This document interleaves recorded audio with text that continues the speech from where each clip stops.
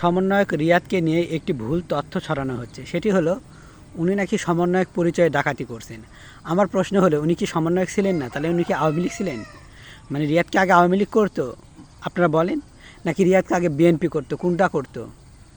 ও তো সমন্বয়কই ছিল, তাহলে সমন্বয়ক পরিচয় কেন বলছেন?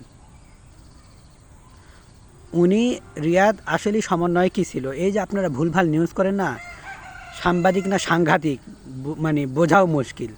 বলে কি রিয়াদ হলে সমন্বয়ক পরিচয় ডাকাতি করতো।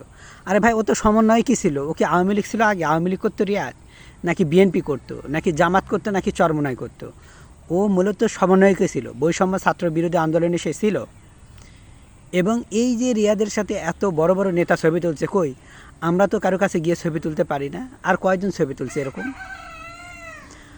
ওর যদি পাওয়ার যদি না থাকতো, ও যদি সমন্বয়কের সাথে, সমন্বয়ক কি ও নিজেই সমন্বয়ক, বুঝতে পারছেন? তার পাওয়ার আছে, সে সেই জায়গায় ডিজার্ভ করে, বুঝতে পারছেন? এই জন্যই তো সে এত ডাকাতি করে বেড়াচ্ছে। শুধু এই রিয়াদের কথা কেন বলছেন? রিয়াদের আগে ভাঙা বাড়ি ছিল, লোকজনের টাকা তুলে লেখাপড়া করতো। ঢাকার যদি তার এই যে ছাত্ররাগুলো আন্দোলন যে জড়ো হয়েছে, তো রিয়াদের যদি আমরা সেই অতীতটা দেখি, অতীতে গ্রামের মানুষজন বলছে তাকে নাকি লেখাপড়ার জন্য গ্রামের মানুষ টাকা ভিক্ষা দিত। গ্রামের লোকজন টাকা দিত তাকে, যে সে গরিব, খেতে পারে না, তার মায়ের অবস্থা খুবই শোচনীয়, তার বাড়ির অবস্থা। তো তখন আর কি তাকে টাকা দিত যাতে করে ঢাকাতে ভালো করে পড়ুক। তাহলে চিন্তা করে দেখুন, যেই ছেলে মানুষের সাহায্য নিয়ে লেখাপড়া করে, আর সেই ছেলে মানুষের বাড়িতে ডাকাতি করে বেড়ায়। এই রিয়াদ, তোকে কি এই জন্য মানুষজন সাহায্যের টাকা দিছে? বাবা মা কি এই জন্য ঢাকায় পাঠাইছে যে তুই যা মানুষের বাড়ি বাড়ি? তোরা তো নিজেরাও গরিব, এখন নিজেরা গরিব, আরেকজন গরিবের ব্যথা বোঝার কথা। অথচ তুই মানুষের বাড়ি বাড়ি গিয়ে ডাকাতি শুরু করছিস। এই যে 50 লক্ষ টাকা দাবি করছিস, 10 লক্ষ টাকা আবার নিয়ে গেছে। তাহলে এই রিয়াদ আরও কতজনের বাড়ি যায়? এই রিয়াদ কেন বলছে এই সমন্বয়করা, আরও যে 4 জন আছে, ওরা কি আওয়ামী লীগ বিএনপি করতো? ওরা তো সমন্বয় কী করতো, মানে সমন্বয় কি ধরতে গেলে ওরা। এখন এই যে মানুষের বাড়ি বাড়ি গিয়ে একটা গরিব ছেলে, আমার আফসোস লাগে যে তোরা আরও মানুষকে কিভাবে মানুষের বিপদে পড়লে সেই জায়গায় তোরা হাত বাড়িয়ে দিবি, না দিয়ে তো এই রিয়াদকে কিন্তু অনেক মানুষ দান বলো বা যেটাই বলো সাহায্য করছে। এলাকার লোকজন বলছে সাহায্য নিয়ে সে লেখাপড়া করতো, গরিব মানুষ। হঠাৎ করে এই টিনের বাড়ি থেকে বিল্ডিং বাড়ি সে রিয়াদ তৈরি করছে।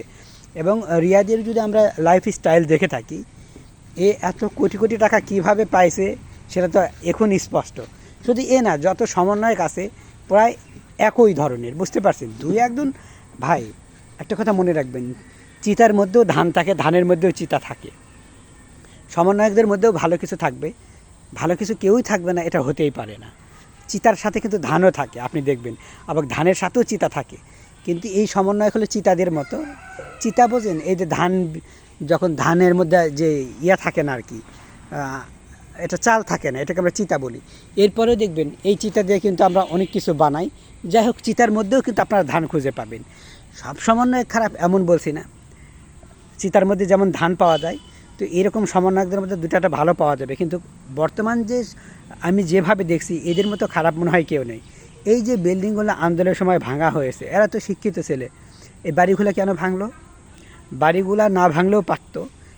এই যে আমি দেখছি সেই সময় মিষ্টি বলেন, ডাল বলেন, তারপরে তেল বলেন, চাল বলেন, একটা দোকানে অ্যাটাক করলো। অ্যাটাক করার পর দেখলাম এই তারাই এগুলো নিয়ে যার যার মতো করে, তেলের যে 5 লিটার করে তেলের বোতল আছে, সয়াবিন তেলের বোতল, তেলের টিন রয়েছে, এরা নিজে নিজে নিয়ে চলে যাচ্ছে যার মতো করে। আরে ভাই, তোমরা এগুলো কেন নিবা?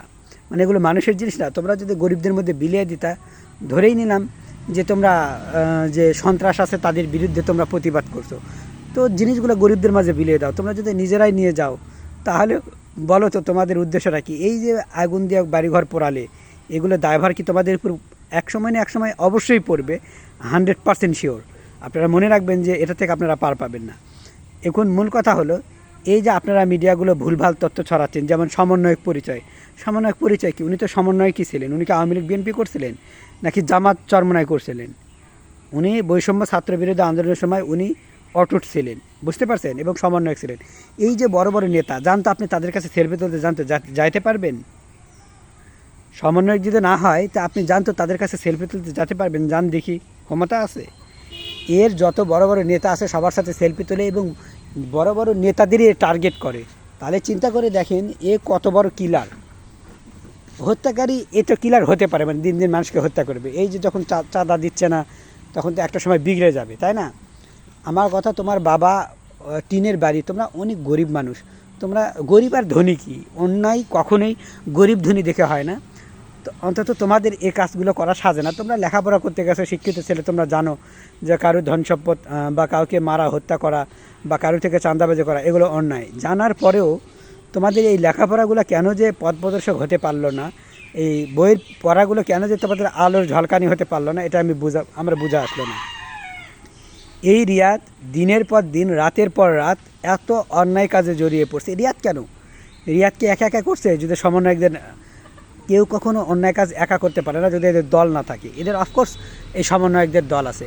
শুধু এখানে কেন, যদি আমরা মেলাতে দেখি সেখানে সমন্বয়ক 10 লক্ষ টাকা চাঁদা দাবি করছে, যদি আমরা রংপুরে দেখে থাকি 20 লক্ষ টাকা চাঁদা দাবি করছে। একটা বাড়িতে গিয়ে 50 লক্ষ টাকা চাঁদা দাবি করে আপনি কি, মানে এটা কি খেলার ব্যাপার মনে করছেন?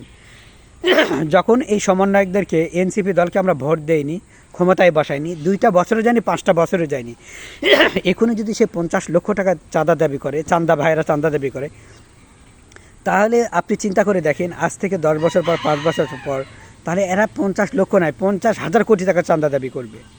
এরা এই যে যেভাবে আজকাল দিনের পর দিন মানে চাঁদা বেড়ে গেছে, যা বলতেও লজ্জা লাগে। এত বিগত বছর আমি এত চাঁদাবাজি দেখিনি যতটা ইদানিং যে চাঁদাবাজিটা দেখছি। অথচ এই সমন্বয়কেরা কোন লজ্জা, এদের কি লজ্জা নেই? কোন মুখ নিয়ে বলে যে বিএনপিরা চাঁদাবাজ, চাঁদা দাবি করে বেড়ায়, আওয়ামী লীগ নিষিদ্ধ? তাহলে ভাই তোরা কি এই যে 50 লক্ষ টাকা চাঁদা দাবি তোরা করছস, তাহলে চিন্তা করে দেখ, তোদের মতো চাঁদাবাজ পৃথিবীতে কেউ আছে? তোরা তো শিক্ষিত ছেলে, হ্যাঁ, তোরা তো নেদাপড়া করিস, নেদাপড়া করা ছেলে, লেখাপড়া করা ছেলে।